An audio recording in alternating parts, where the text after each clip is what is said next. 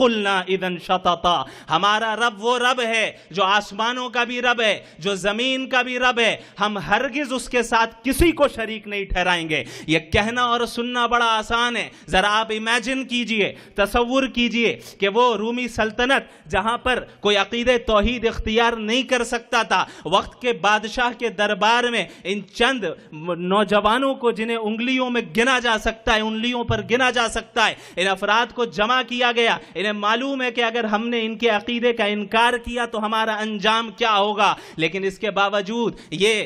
ہرگز اللہ کے دین اور عقیدہ توحید سے پیچھے نہیں ہٹے۔ انہوں نے کھل کر اعلان کیا، اپنے رب کی بڑائی بیان کی کہ ہم اپنے رب کو مانتے ہیں، ایک اللہ کو مانتے ہیں، تمہاری طاقت، تمہاری حکومت، تمہاری سلطنت ہمیں موت کے گھاٹ تو اتار سکتی ہے، لیکن ہمارے دل سے ہمارا ایمان نہیں چھین سکتی، ہمارے دل سے عقیدہ توحید کو نہیں چھین سکتی۔ ہم دین پر قائم رہیں گے، دنیا کی کوئی طاقت ہمارا کچھ نہیں بگاڑ سکتی، چونکہ ہم نے ایک اللہ کو مانا ہے، ایک رب کو مانا ہے، اور وہ رب ہے۔ عموماً حکومتوں کو یہ زوم ہوتا ہے کہ رب ہم ہیں، فرعون کو یہ زوم تھا کہ رب ہم ہیں،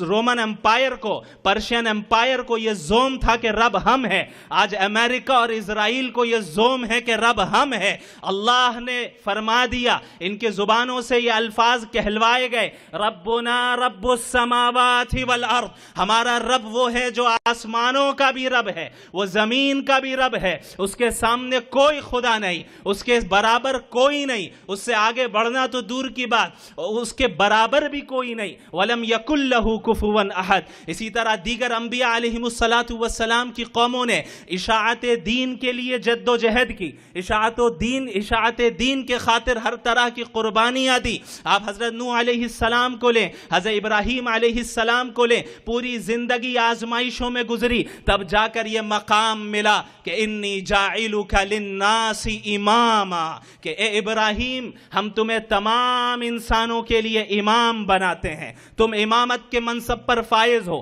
یہ یوں ہی یہ امامت نہیں مل گئی، یہ منصب یوں ہی نہیں مل گیا، بلکہ یہ منصب ملا قربانیوں کو جھیلنے کے نتیجے میں، یہ منصب ملا استقامت سے دین پر قائم رہنے کے نتیجے میں، یہ منصب ملا اللہ کی اطاعت کرنے کے نتیجے میں، یہ منصب ملا اللہ کے احکامات کو اپنے نفسانی خواہشات پر ترجیح دینے کے نتیجے میں۔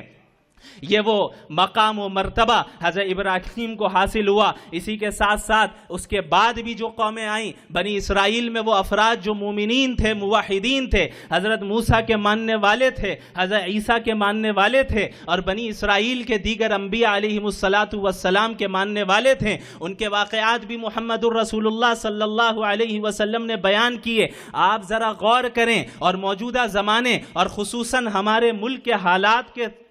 سے کمپیئر کریں، تقابل کریں، اور آپ دیکھیں کہ ہمارے حالات اتنے سنگین ہو گئے ہیں۔ جن سنگین حالات سے انبیاء گزرے، جن سنگین حالات سے صحابہ کرام گزرے، اللہ کے نبی صلی اللہ علیہ وعلی آلہ وصحبہ وسلم نے فرمایا کہ تم سے پچھلی قوموں کے موحدین اور مومنین کو آرے کے ذریعے ان کے جسم کو چیر دیا جاتا اور کاٹ دیا جاتا، لیکن پھر بھی یہ چیز انہیں توحید کی نعمت سے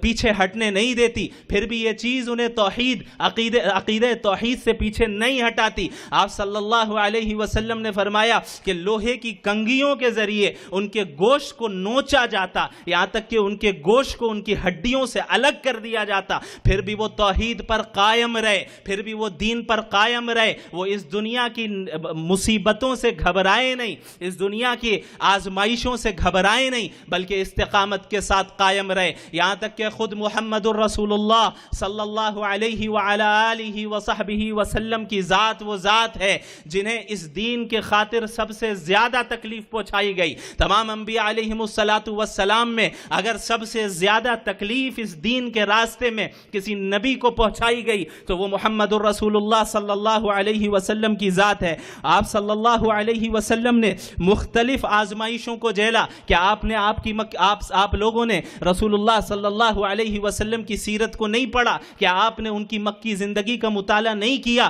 کہ کس طریقے سے آپ صلی اللہ علیہ وسلم کو جسمانی تکلیف بھی پہنچائی گئی اور آپ صلی اللہ علیہ وسلم کو ذہنی تکلیف بھی پہنچائی گئی، اور ان تکلیفوں کو پہنچانے کا بنیادی مقصد یہ تھا کہ آپ شرک والے بن جائیں، آپ طاغوتی بن جائیں، آپ ایمان سے پھر جائیں، آپ عقیدہ توحید کی دعوت دینا چھوڑ دیں، آپ اس توحید کی دعوت نہ دیں جس توحید کی دعوت کو دے کر اگر لوگوں نے اس دعوت کو قبول کر لیا تو ہماری دکانیں بند ہو جائیں گی، ہماری حکومتیں خطرے میں پڑ جائیں گی۔ آپ ایسا نہ کریں، اگر آپ ایسا کریں گے تو ہم آپ کو جینے نہیں دیں گے۔ آپ صلی اللہ علیہ وسلم کو طرح طرح کی تکلیفیں پہنچائی گئیں۔ ایک مرتبہ آپ صلی اللہ علیہ وسلم کعبہ کے سامنے نماز ادا کر رہے ہیں کہ بعض بدبخت مشرکین اٹھے اور اونٹ کی اوجھڑی کو لا کر آپ صلی اللہ علیہ وسلم کے اوپر ڈال دیا۔